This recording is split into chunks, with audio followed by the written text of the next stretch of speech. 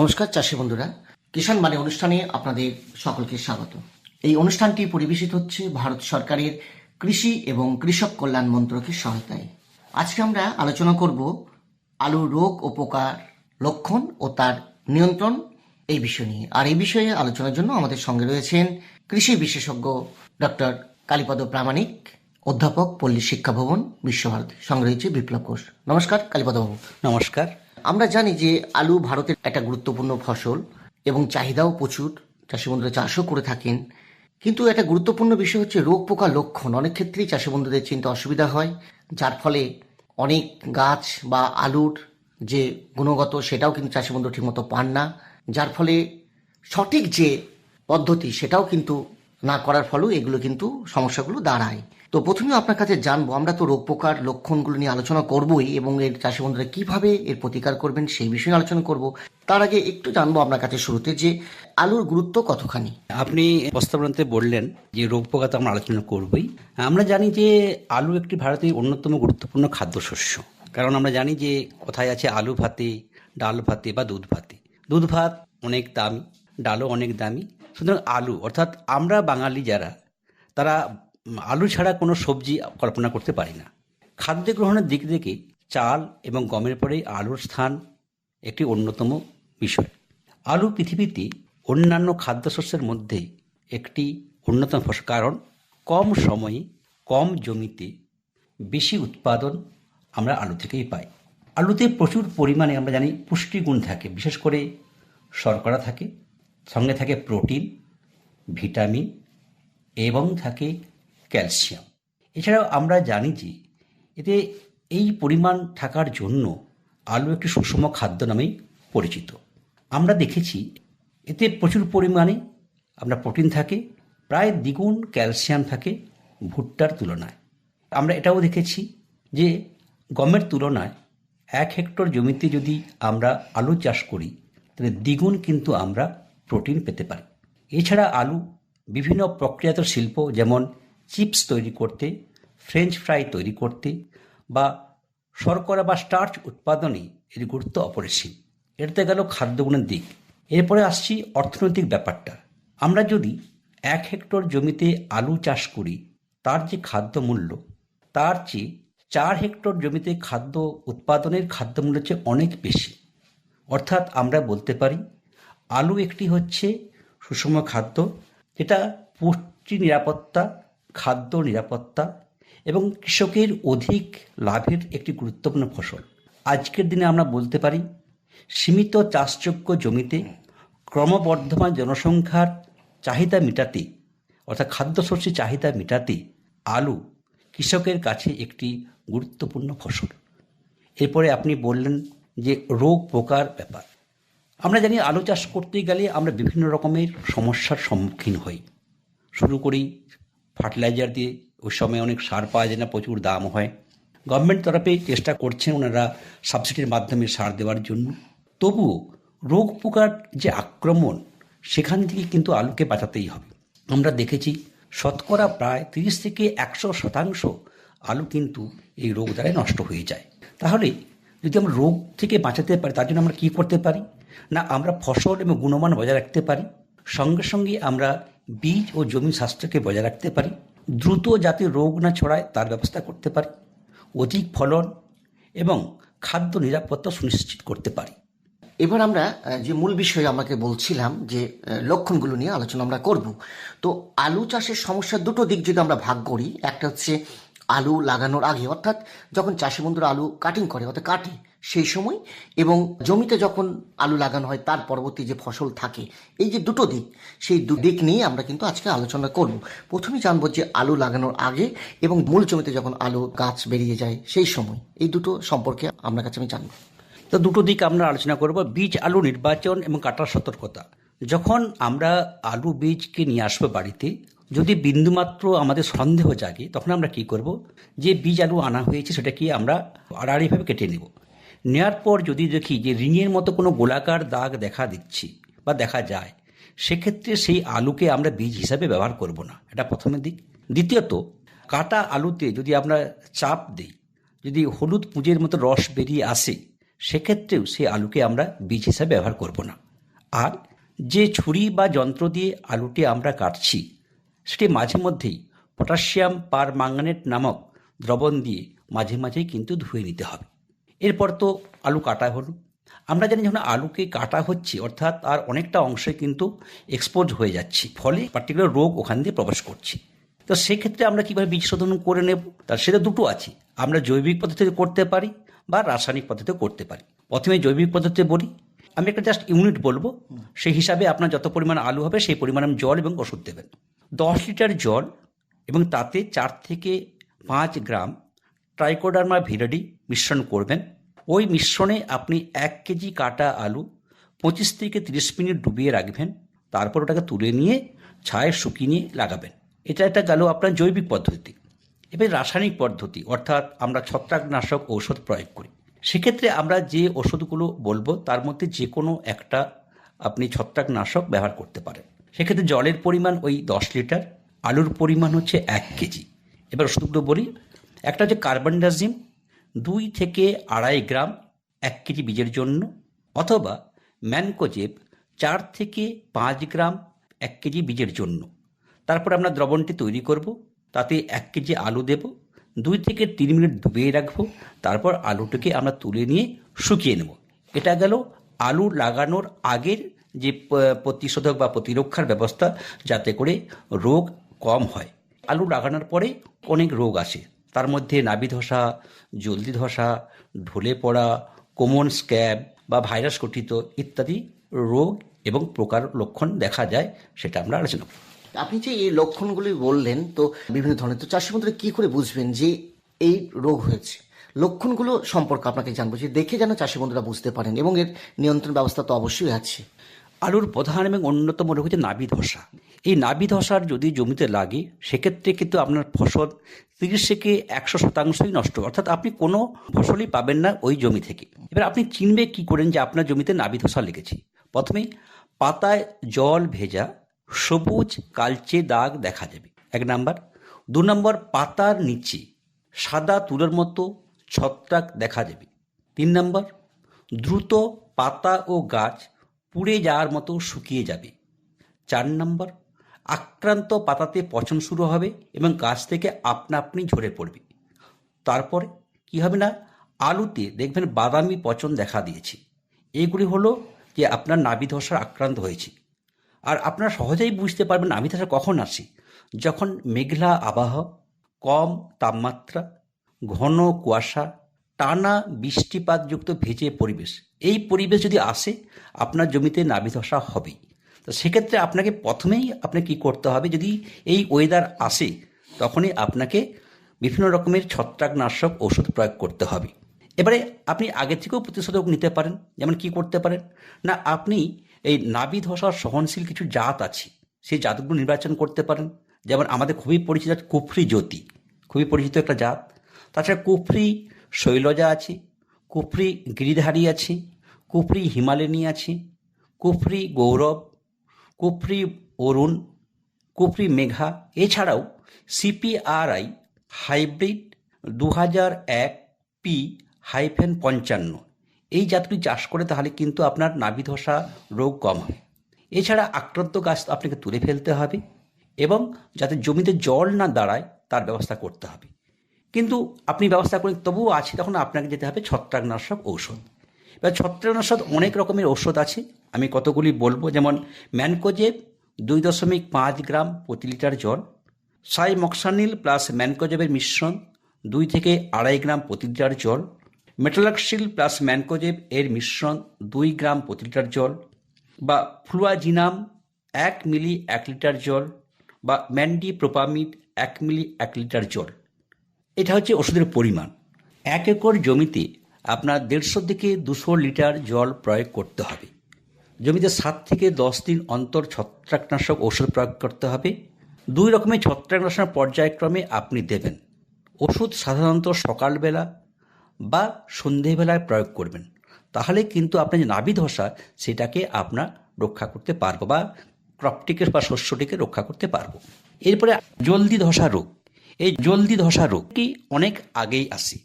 এবার লক্ষণগুলি কি না, প্রাথমিক অবস্থায় গাছের পাতার নিচের দিকে গোলাকার বাদামি রঙের রিং দেখা যায়।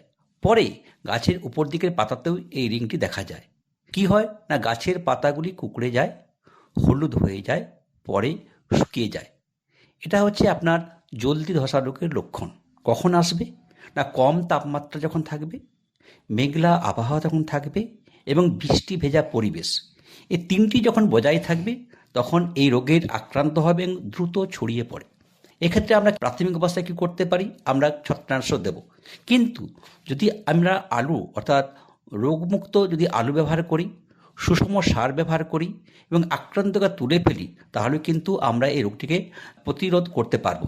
এছাড়া যে সমস্ত ছত্রাকনাশকগুলি আমরা প্রয়োগ করি, ম্যানকোজেব 2 গ্রাম প্রতি লিটার জলে, অ্যাজক্সিস্ট্রবিন 1 মিলি 2 লিটার জলে, ডাইফেনাকোনাজোল 1 মিলি 2 লিটার জলে আমরা প্রয়োগ করতে পারি। 10 থেকে 12 দিন অন্তর অন্তর আপনাকে প্রয়োগ করতে হবে। এক্ষেত্রে 2টি ছত্রাকনাশক ওষুধ রাখতে হবে, অর্থাৎ আমি আজকে দিলাম, 10 দিন বা 12 দিন পর অন্য একটি দিলাম। এইভাবে যদি করি আমরা, তাহলে কিন্তু জলদি ধসা রোগটিকে প্রতিহত করতে পারবো। এরপরে হঠাৎ করে গাছ ঢলে পড়ে, সেটা একটা ব্যাকটেরিয়াল উইল্ট আমরা বলে থাকি। ব্যাকটেরিয়াল কী করেছি, হঠাৎ করে গাছটি ঢলে পড়ে গেছে। গাছটি যদি কাটা হয় তাহলে বাদামি রঙের হয় এবং সাদা দুধের মতো ব্যাকটেরিয়া বেরিয়ে আসে। এই যদি লক্ষণ বুঝতে পারেন তাহলে আপনি বলবেন যে ব্যাকটেরিয়াল গঠিত ঢলে পড়া রোগ হয়েছে। এক্ষেত্রে আপনি কি করে দমন করবেন? দমন করার পদ্ধতি হচ্ছে, কিছু জাত পাওয়া যায় যেগুলি ব্যাকটেরিয়াল উইল্টকে প্রতিহত করতে পারে। যেমন আপনার নেই কুফরি গিরিধারী, কুফরি আনন্দ এবং কুফরি শৈলজা। এছাড়া যে জমিতে আপনার ব্যাকটেরিয়াজনিত রোগ দেখা দিয়েছে সেই জমিতে কিন্তু 3 থেকে 4 বছর আলু, টমেটো, লঙ্কা এই চাষ করা যাবে না। ওই চাষের পরিবর্তে আপনাকে ধান, গম, ভুট্টা, ডাল শস্য এবং সরিষা চাষ করতে হবে। তাছাড়া আক্রান্ত গাছকে আপনার তুলে নষ্ট করে দিতে হবে এবং জমিতে যাতে জল না দাঁড়ায় তার ব্যবস্থা আপনাকে করতে হবে। এর জন্য কিছু জৈবিক পদ্ধতিও আছে, রাসায়নিক পদ্ধতিও। তবে রাসায়নিক পদ্ধতি বা জৈবিক খুব একটা কাজ করে না। এর জন্য যে আমি আগের কথাগুলি বললাম, অর্থাৎ সঠিকভাবে আপনাকে জাত নির্বাচন করতে হবে। ট্রাইকোডার্মা ভিরিডি যদি আমরা 1 কেজি 1 একর জমিতে প্রয়োগ করি জৈব সারের সাথে, তাহলে কিন্তু এই রোগটিকে প্রতিহত করা যায়। তাছাড়া রাসায়নিকভাবে আমরা যদি ব্লিচিং পাউডার 4 থেকে 6 কেজি, এটা কিন্তু প্রয়োগ করতে হবে জলের সেচের মাধ্যমে, এটা স্প্রে করা যাবে না। কিন্তু যদি স্প্রে করে তাহলে গাছের ক্ষতি হয়। যখন জল সেচ দেওয়া হবে এই জলের সাথে এটাকে ভালোভাবে মিক্স করে দেবেন। এছাড়া ব্লাইটক্স কিছু ক্ষেত্রে এটা প্রতিহত করতে পারে। এছাড়া আমরা দেখেছি কমন স্ক্যাব বলে একটা ডিজিজ হয়। কী করে বুঝবেন না, দেখুন আলু গাছের খোসা হঠাৎ করে ফেটে ফেটে যাচ্ছে, তো সেক্ষেত্রে কি হয় না, সেক্ষেত্রে প্রতিষেধক হিসেবে বলি যে জমিতে আপনাকে একটা ভিজে ভিজে ভাবে রাখতে হবে। যদি হঠাৎ করে শুকিয়ে যায় সেক্ষেত্রে কিন্তু এই কমন স্ক্যাবটা দেখা যায়। এছাড়া সহনশীল জাত কিছু আছে, যেমন কুফরি জ্যোতি আছে, কুফরি পোখরাজ আছে, কুফরি আনন্দ আছে। তাছাড়া জমির যে পিএইচ, আমরা জানি যে আলু সাধারণত অ্যাসিডিক কন্ডিশনে হয়, অর্থাৎ জমির পিএইচ 5 থেকে 5.5-এর মধ্যে রাখতে হবে। ওই জমিতে চুন প্রয়োগ করা যাবে না। তাছাড়া আমরা যেসব জৈব সার ব্যবহার করি সেগুলি কিন্তু সঠিকভাবে পচন যেন হয়, সেটা ব্যবহার করলে কিন্তু এই রোগটা হবে না। এটা তো গেল রোগের কথা। এবার আপনার কাছে জানবো যে আলু ফসলের ক্ষেত্রে কি কি ধরনের পোকার আক্রমণ হয় এবং চাষি বন্ধুরা কি করে বুঝবেন যে এটা এই ধরনের পোকা এবং তার নিয়ন্ত্রণ কিভাবে করবেন? উন্নত মানের জাব পোকা কি করে বুঝবেন জাব পোকা লেগেছে না, দেখবেন যে ওরা গাছের সাথে রস শুষে নেয়, ফলে গাছের পাতাগুলি কুঁকড়ে যায় এবং ভাইরাস রোগকে ওরা সংক্রামিত করে।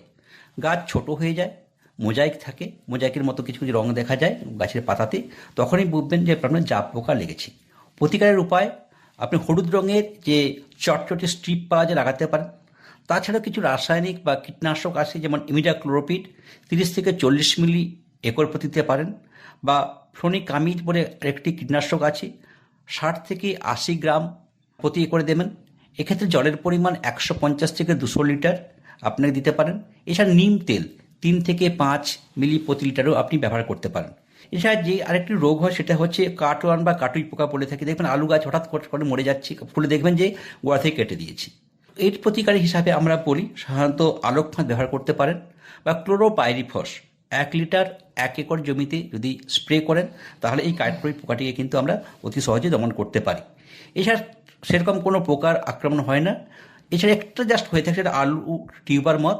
এটা সাধারণত আলুর মধ্যে সুড়ঙ্গ তৈরি করে এবং যেন গোডাউনে যে আলু থাকে তার অনেক ক্ষতি করে।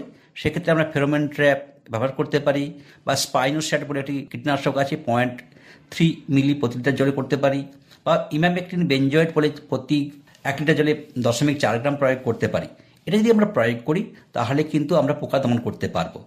সর্বশেষে বলি যে এই যে রোগ পোকার নিয়ন্ত্রণ সুনিয়ন্ত্রণ ব্যবহার করতে প্রথমেই আপনাকে সার্টিফাইড বীজ এবং রোগমুক্ত বীজ ব্যবহার করতে হবে, ফসল পর্যায়ক্রম অনুসরণ করতে হবে, সুষম সার ব্যবহার করতে হবে, আক্রান্ত গাছ ধ্বংস করতে হবে, নিয়মিত পর্যবেক্ষণ খুবই জরুরি, কীটনাশক এবং ছত্রনাশক পালাক্রমে ব্যবহার করতে হবে। আমরা তো আলুর রোগ পোকার লক্ষণগুলি সম্পর্কে জানলাম, চাষি বন্ধুদের সচেতন করলাম। যদি আমরা এইভাবে রোগ পোকা দমন করতে পারি তাহলে কি পরিমাণ লাভ পেতে পারেন চাষি বন্ধুরা? হ্যাঁ, যদি আমরা ধরুন এই গড় ফলন 35 থেকে 50 কুইন্টাল পার একরে হয় এবং আলুর দাম যদি 6 থেকে 12 টাকা কেজি হয়, সেক্ষেত্রে দেখা গিয়েছে একজন কৃষক ভাই 1 একর জমি থেকে 20,000 থেকে শুরু করে 1.5 লাখ পর্যন্ত লাভ পেতে পারে। লাস্টে বলি, তাই আলু একটি অর্থকরী ফসল, যে আলু আমাদেরকে সমস্ত কিছু প্রোটিন দেয়, খাদ্য দেয় এবং লাভ দেয়। সুতরাং আলু চাষ একটি অর্থকরী ফসল হিসাবে চাষি ভাইরা চাষ করতেই পারে। এতক্ষণ আমরা আলুর রোগ ও পোকার লক্ষণ নিয়ে আলোচনা করলাম এবং এর প্রতিকার বা নিয়ন্ত্রণ চাষি বন্ধুরা কীভাবে করবেন সেই বিষয় নিয়েও আলোচনা করলাম। আর এই বিষয়ে আলোচনার জন্য আমাদের সঙ্গে ছিলেন কৃষি বিশেষজ্ঞ ডক্টর কালীপদ প্রামাণিক, অধ্যাপক, পল্লী শিক্ষা ভবন, বিশ্বভারতী। সঙ্গে ছিলাম বিপ্লব ঘোষ। নমস্কার। নমস্কার। কিষাণবাণীর দ্বিতীয় পর্বে আপনাদের সকলকে স্বাগত জানাই। আজ কিষাণবাণীতে আমরা আলোচনা করছি আলুর রোগ ও পোকার লক্ষণ, তার নির্ধারণ ও নিয়ন্ত্রণ। দ্বিতীয় পর্বে আমরা কথা বলবো বীরভূম জেলার সাঁইথিয়া ব্লকের শিমুলিয়া গ্রামের প্রগতিশীল চাষি বন্ধু জীবন কৃষ্ণ মণ্ডলের সঙ্গে। জীবনবাবু, আপনাকে আমাদের এই আসরে স্বাগত জানাই। নমস্কার। জীবনবাবু, কতদিন ধরে আলু চাষ করছেন? দীর্ঘ 20-22 বছর। কতটা জমিতে আলু চাষ করেন? আমি 2 একর। 2 একর মানে 6 বিঘা? 5 বিঘা থেকে 6 বিঘা। এটা বরাবর এই 20-22 বছর ধরে আসছে। হ্যাঁ, এতটা জমিতে? হ্যাঁ, হ্যাঁ।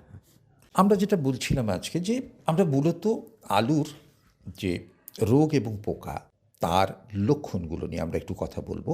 অর্থাৎ বুঝবো কী করে যে কোন রোগ হয়েছে বা কোন পোকার আক্রমণ হয়েছে, এবং চেনার পর তার প্রতিকারের বিষয়টা। আপনি দীর্ঘদিন ধরে আলু চাষ করছেন, আপনার এই ব্যাপারে যথেষ্ট অভিজ্ঞতা, আমরা আপনার কাছ থেকে জেনে নেব। আলুর মূলত রোগ নাভি ধসা আর জলতি ধসা। ধসা ছাড়া আর কি হয়? ধসা ছাড়া আপনার দেদো রোগ। ধসা এবং দেদো রোগ মূলত এই দুটো। ধসা এবং দেদো রোগ মূলত এই দুটোই রোগ দেখা যায়। আর পোকা? পোকা জাপ পোকা দেখা যায়, আর কাটুই পোকা। জাপ পোকা আর কাটুই পোকা। জাপ পোকা আর কাটুই পোকা। আমি একটু ধসা নিয়ে জিজ্ঞেস করি, কারণ ধসাটা তো মূলত সমস্যা। আপনার যে জমি, এখানে নাভি ধসা তো হয়, জলদি ধসা কি দেখা যায়? দেখা যায়, অল্প স্বল্প দেখা যায়। ওটা তো পরের দিকে আসে। পরের দিকে আসে। মূলত সমস্যা নাভি ধসা। নাভি ধসা মূলত সমস্যা, নাভি ধসা। কি করে বুঝছেন যে এটা নাভি ধসা? ওটা পাতা কালো কালো দাগ দেখা যায়। প্রথমে পাতাতে সূত্রপাত হয়, তারপরে ডাঁটা পচে যেয়ে মাটির সঙ্গে মিশে যায়। এইটা হচ্ছে ধসা রোগ, নাভি ধসা রোগ। আবহাওয়া যখন খুব খারাপ তখন? খারাপ থাকে, আবহাওয়া মেঘলা আবহাওয়া, কুয়াশা যখন অতিরিক্ত হয় তখন এই রোগটা বেশি দেখা যায়। অনেকেই বলেন যে এই রোগটা শুরু হওয়ার আগে থেকেই ওষুধ দিতে শুরু করি। আপনার মতে এটা কি ঠিক? এটা প্রাথমিক চিকিৎসার জন্য অনেকে এখন প্রতিকারের জন্য আগে থেকেই প্রয়োগ করে ফেলে। এটা কি দেওয়া উচিত? এটা উচিত নয়। তাহলে যদি এই রোগটাকে প্রতিরোধ করতে হয় তাহলে মূলত কি করতে হবে? এটা প্রতিরোধ করার জন্য বিশোধন প্রথমে করতে হয়। তার জন্য প্রথমে রিং বা পচা আলু যদি থাকে, সেটা পটাশিয়াম পারম্যাঙ্গানেট দিয়ে নেগড়া দিয়ে বটিটা শোধন করতে হয়। তারপরে কাটা হয়। কাটতে কাটতে পচা বা রিং যদি বেরোয়, সেটা আবার ওই নেগড়া দিয়ে বটিটা শোধন করে নিতে হবে। এরপরে বিশোধন করতে হয়। বীজ শোধনটা কিভাবে করব?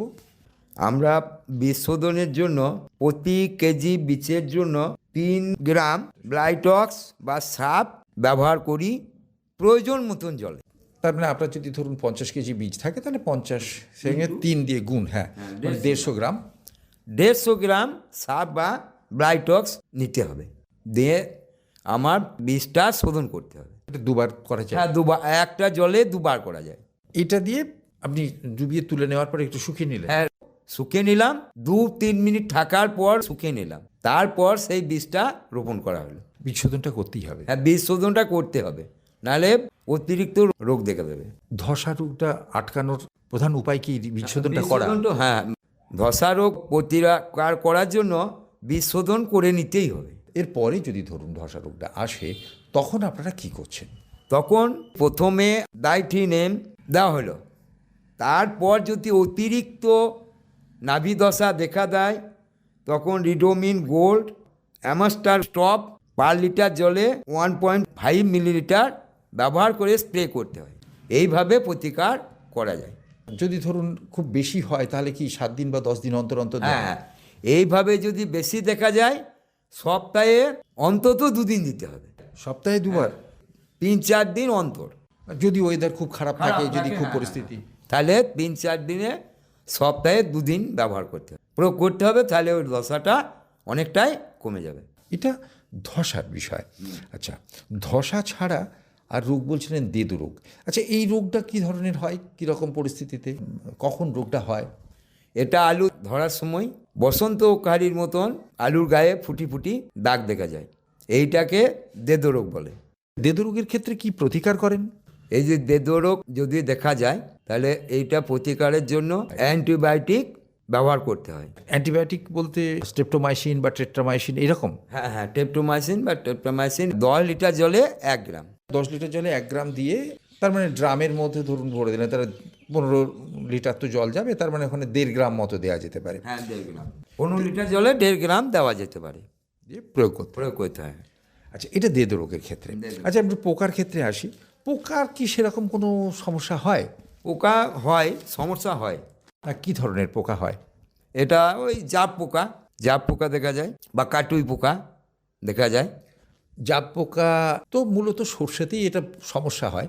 আচ্ছা, আলুর ক্ষেত্রে জাপ পোকা কি ওই পাতার মধ্যে জমে যায়? হ্যাঁ হ্যাঁ, পাতার মধ্যে কালো কালো ছোপ ছোপ দেখা যায়, তখন ওর প্রতিকারের জন্য রোগার পার লিটার জলে 1.5 মিলিলিটার হিসাবে প্রয়োগ করতে হয়।